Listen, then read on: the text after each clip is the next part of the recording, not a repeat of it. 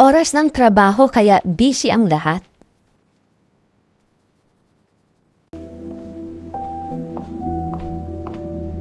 Ang pogi talaga ni Sir at mabait siya kahit laging seryosong mukha. Pag niligawan ako niyan, mag-yes agad ako. Nakaka-in-love talaga si Sir. Bakit kaya wala pa siyang girlfriend hanggang ngayon? Baka hinihintay ako. Siya si Andrew. Walang girlfriend. Pero meron siyang kaisa-isang babaeng itinatangi mula pa noong high school. Okay lang ba na ihatid kita sa bahay niyo? Naku, wag na. Nakakahiya at saka baka magalit ang parents ko. Nasa college na tayo pero hanggang ngayon hindi ko pa rin alam kung may pag-asa ba ako. Naku, mag-aral muna tayo tapusin ang course natin. Since high school at hanggang ngayon hindi ko pa rin alam kung may pag-asa ako. Niaya niyang sabayan ko siya pag lunchtime. Ang tagal na pala. Pare, baka wala ka nang aasahan sa kanya. Hanap ka na lang iba! Pare, weekend bukas. Sama ka sa amin mamaya. Hindi ako mahilig dyan. Pare, uwi na. Sama ka sa amin. Sige na, minsan lang naman. Bawal Hindi tumanggi, nila pare. Sige na. mapapapayag si Andrew. Ito ang kaisa-isang babaeng minamahal niya. Roxanne, halika na. Mahinhin at Break time disenteng na. kumilos. Sa iisang company sila nagtatrabaho, pero ayaw ni Roxanne na may makaalam na nililigawan siya ni Andrew. Kaya sa kantin tuwing lunch break, magkahiwalay sila ng mesa. Kaya itong si Andrew, nagkakasya na lang sa pasulyap-sulyap kay Roxanne. Tapos na ang working hours, kaya sinadyang abangan ni Andrew si Roxanne sa paglabas nito. Roxanne, sakay na. Ihahatid na kita. Naku, wag na, nakakahiya. Baka may makakita sa atin. Hindi na namilit pa si Andrew. Mula sa bintana ng kotse ay kitang-kita ni Andrew na dumating ang mga kaibigan ni Roxanne kasamang isang lalaki. Pumara sila ng Uber. Dahil sa sama ng loob ay mabilis niyang pinaandar ang kotse. Mula noon ay hindi na niya pinansin ng babae, ni hindi na niya ito kinakausap. Isang araw, may magandang babaeng bumungad sa pinto ng opisina at napatingin ng lahat. Guys, sino kaya siya?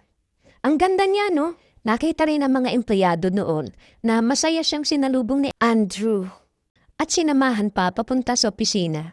Mula sa computer monitor ay kitang-kita ni Roxanne na masayang nag-uusap ang dalawa. Biglang lumungkot ang mukha niya at napahigop na lang ng kape. Maya-maya'y masayang ipinakilala ni Andrew ang babae sa mga kaopisina nila. Good morning everybody! Siya si Elise, ang bago nating office mate. At winelcome siya ng lahat. Mula noon tuwing break time ay magkasabay kumakain sina Andrew at Elise. Si Roxanne naman as usual ay mga kaopisina niya ang kasama sa table. Nalulungkot si Roxanne sa nakikita niyang closeness ng dalawa.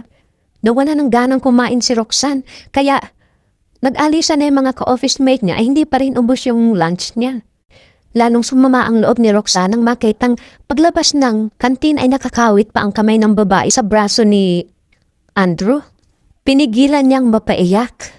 Pero hindi niya kaya tumakbo siya sa CR at doon nag-iiyak na mag-isa. Nang mga sandaling yun ay nagtataka ang mga ka-office mate ni Roxanne kung bakit tapos na ang break time ay wala pa siya. Maya-maya ay dumating na si Roxanne at tahimik na nagtrabaho. Kinahapunan, bumuhos ang malakas na ulan. Habang papunta sa sakayan si Roxanne ay humabol si Andrew. Dalit ang boses na sinabing, "Mahirap sumakay ngayon. Kung gusto mo, sumabay ka na lang sa akin. Kukunin ko lang ang kotse." Dalit daw pero concern. Wag na, mapukumute na lang ako. At sinong gusto mo maghatid sa'yo? Yung admirer mo? Sino bang admirer ang sinasabi mo dyan? Yung kasama nyo na mga friends nyo noong isang araw? Hindi ko admirer yon. Boyfriend yun ni Joanne, inihatid lang kami sa sakayan. Ewan ko sa'yo. Kinabukasan, nilapitan ni Andrew si Roxanne. Pwede ba kitang makausap? Para ano pa? Noon, basta sinabi mo, hindi ako nagpupumilit, hindi ako kumukontra. But this time, please, let's talk. Hindi sumagot si Roxanne at kinalikuran na lang niya si Andrew. Kinahapunan, nakaabang na si Andrew sa labas ng building. Halika na, sakay ka na. Sabi ni Andrew, pero hindi siya pinapansin ni Roxanne. Sumama ang loob ng binata. Kapag hindi mo ako pinagbigyan, at kapag napahiya ako, hinding-hindi na kita muling kakausapin. Hinding-hindi na ako lalapit sa'yo. Napayo ko si Roxanne at nagpasyang sumama na rin kay Andrew. Sa isang magandang lugar dinala ni Andrew ang babae. Pasensya ka na kung napagkamalong kong admirer mo yung lalaking kasama niyo nung isang araw. Sorry kung makapanghusga ka, samantalang ikaw nga dyan. Bakit? Anong ginawa ko? Nagtatakang tanong ni Andrew. Punyari ka pa, kitang-kita ko eh. Ano nga yun? Hindi ko maintindihan eh. Napaupo si Roxanne sa bench at hindi niya mapigilang umiyak. Worried naman si Andrew. Kitang-kita ko, sa tuwing magkasama kayo, ang saya-saya mo. Tahan na, hindi kita maintindihan. Ano ba sinasabi mo? Lagi kayong magkasamang kumakain sa kantin. Tapos pag naglalakad kayo, nakakawit pa yung braso niya sa braso mo. Sino bang tinutukoy mo? Dinawin mo nga. Yung bago nating office mate. Ha? Si Elise? Hindi mo ba siya namukaan? Siya si Elizabeth. Yung pinsan ko. Ayaw na niya ng nickname na Beth. Mas gusto niya Elise daw para sosyal. Hindi mo pala siya namukaan. Di ba kahit naman noong high school pa, close na kami noon. Kilala mo naman siya, di ba? Botong-botong ayon sa'yo eh. Nagulat si Roxanne sa nalaman. Ay naku, nakakahiya. Si Beth pala yun. Pahiya ka, no? Kung sino. Di ngayon, malinaw na. Si Elise ay si Beth. Napinsan ko na kaibigan mo rin nung high school. Paano yan? Di bati na tayo, ha? Halika na at ihahatid na kita sa bahay niyo. May work pa tayo bukas. Kinabukasan sa opisina, nilapitan ni Andrew si Roxanne. Sabay na tayong umuwi mamaya, ha? Hindi naman kumikibo si Roxanne, tahimik lang siya.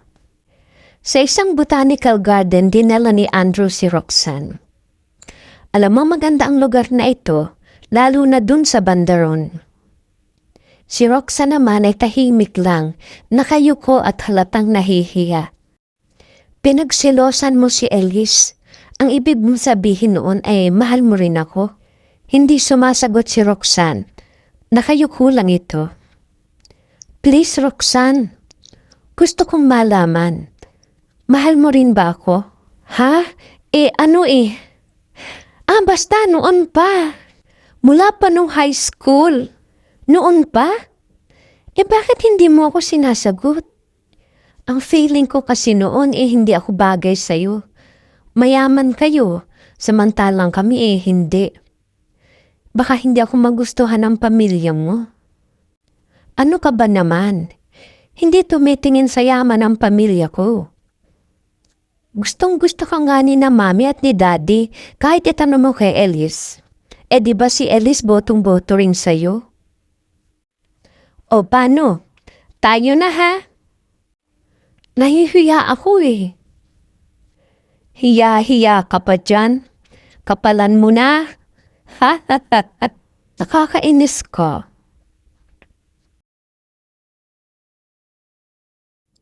Ay! Hindi pwede. Bakit naman? May mga tito dun sa kabilang side. Mahiya ka naman. Basag trip ang mga tito na yan. Ikaw talaga? Oh my God!